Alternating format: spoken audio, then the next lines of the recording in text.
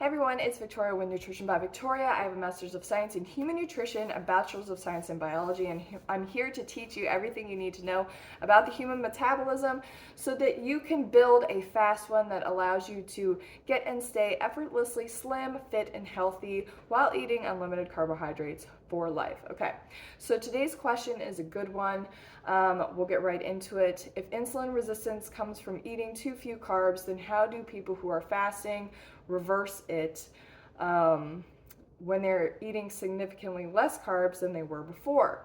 Maybe this advice is for people who are already relatively small. I notice a lot of advice for people who are looking to lose like 50 pounds doesn't work for people who need to lose well over 100. This is so confusing. Okay, so it sounds like there's a few different parts of this question, a few questions in here.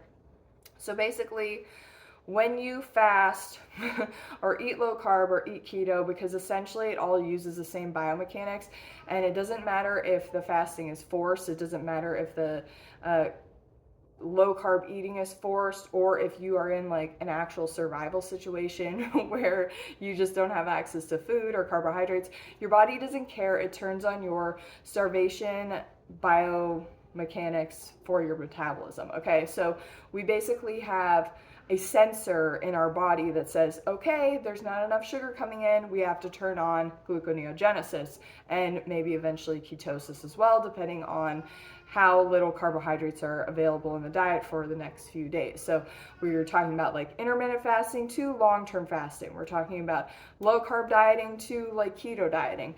Doesn't matter, when there's not enough carbohydrates, glucagon senses low blood sugar and it tells the liver, hey, we need to increase our blood sugar, and it turns on gluconeogenesis and creates glucose from protein in order to keep our blood sugar levels normal, right?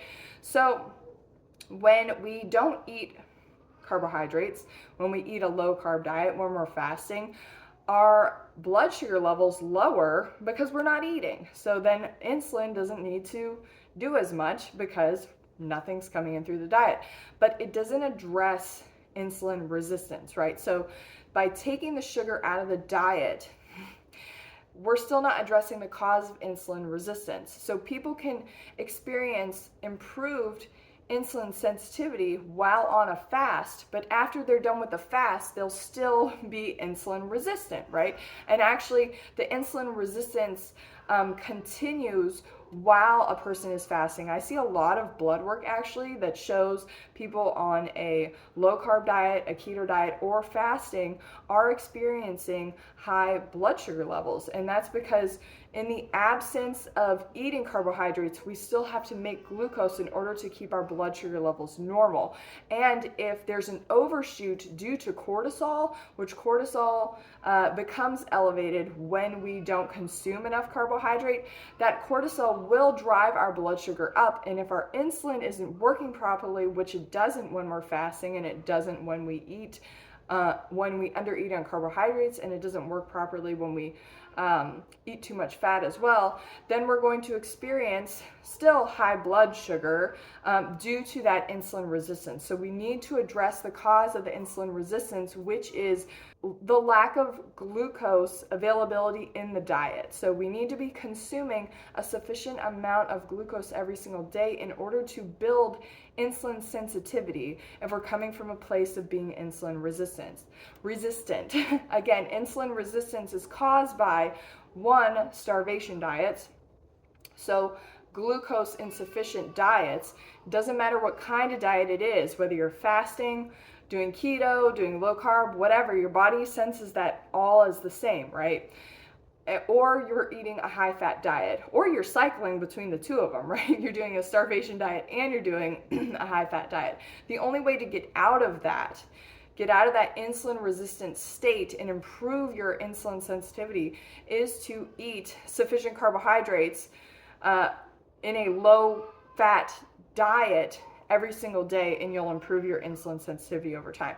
Now, a lot of people, if you're coming from insulin resistance because you've went on a big diet, or you've done a big fast, or you're coming from a keto diet, you can expect there to be some rebound before your body becomes insulin sensitive again. So you'll need to just be really strict about eating enough carbohydrate every day from fruit, sugar, starches, and doing that day in, day out, making sure that you're not setting yourself up to be in a situation where your cortisol is elevated chronically, like not getting enough sleep and not eating enough, even if you are eating a high carb, low fat diet, because that will prevent you from becoming insulin sensitive as well. And I'd say after you do a fast, after you've been on a big diet, after you've done keto, where glucose has been insufficient for an extended period of time at a chronic level, right?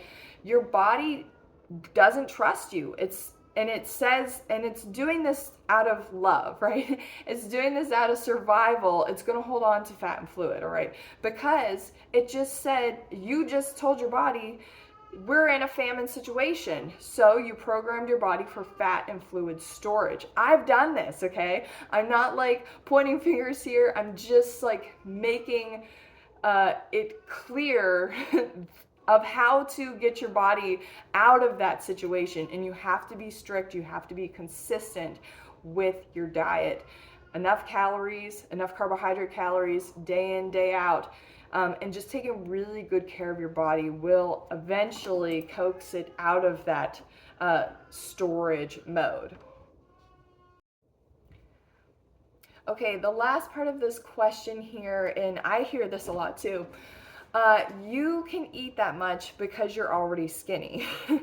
And the thing is, if you guys have been following me for a long time, you'll know that I've been through 3 pregnancies. And after every pregnancy, I've had to lose the weight again. And when I initially started on a high carb, low fat diet, I came from chronic carbohydrate calorie insufficiency. I was doing low carb diets and I was doing fasting. I was doing everything possible to not eat a lot. I was taking appetite suppressants. I was taking stimulants. So when I rebounded hard, and I went from 125 pounds to probably close to 190. I was technically overweight. And it happened very rapidly as my body was primed for fat storage, because it said, wow, you just starved yourself of glucose for so long, you are gonna pack it on so that this doesn't happen again, right? So when it came to the weight loss part, it took a while. I had to be very patient with myself, just eating enough food every day and dealing with people's comments. But the thing about it is I felt so good, and I knew I couldn't go back to restriction because it would just be yo-yo nonstop. And that's what a lot of people do. That's what a lot of women do.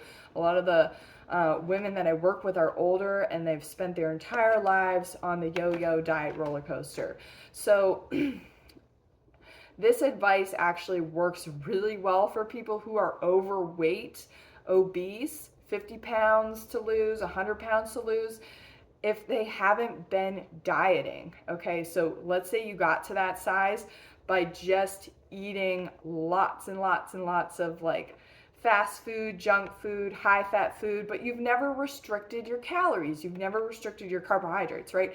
All you have to do in that situation is cut the fat, keep eating the carbs, the pizzas, the baked fries, the sushi, the burritos. Make sure it's a low fat burrito though. I recommend making your own burrito wraps. Actually, I should do a recipe video about that next. Your oatmeal, your smoothies, your sugar, your candies, your fruit, like that's how you got to eat in order to lose that amount of weight. And when you haven't damaged your metabolism, then you'll lose it really quickly. But the problem is most people have been on a diet, and that's what makes weight loss, when you have a lot of weight to lose, a lot harder, because you've told your body through the diets that you've been on to store fat and fluid. But I can help you. If you want to work with me personally, there's a link for my coaching in the description box of this video. I do one-on-one coaching. I have a private coaching group, and I also have a coaching program that explains perfectly how all of this works. So I really hope that if you are serious about losing weight, and doing so the healthy way that you sign up to work with me. But yeah, weight loss is possible. You just have to be really patient, very strict with your fat intake, very strict about eating enough carbohydrates every day. And it sounds easier than it is, right? Because you start eating all these carbs and people are going to make comments to you and, oh, that's too much sugar, that's too much sugar. But you just got to ride the feel-good train and you'll get to where you want to be. Also, doing some fitness is beneficial as well, but you got to start where you're at, right? I had somebody message me the other day that said, I'm eating this way, but I'm not able to do, that much exercise right now. That's fine. Do what you can. One summer, or 1 year, I had tore my hamstring and all I could do was swim in a pool. I couldn't even walk that well. But I could walk. So I could do walking and swimming, and I used like a pool buoy between my legs and I just did laps with my arms. Like I was in college. And I wasn't able to run. I wasn't able to do a whole lot because it was a very serious injury. So you just, find what you can do and do that. All right, that's why I recommend biking a lot, because if you are really heavy, get a good stationary bike that can support you and just ride it. Watch your favorite TV shows, watch your phone, do some work, read a book, and before you know it, you will be losing weight, feeling good, and more importantly, experiencing a level of food freedom that most people don't get to because they stay caught up in the dieting, fasting, low carb, keto cycle. Okay, that's it for today's video. Thank you so much for watching. Leave any comments or questions down below, and I'll see you guys next time. Bye.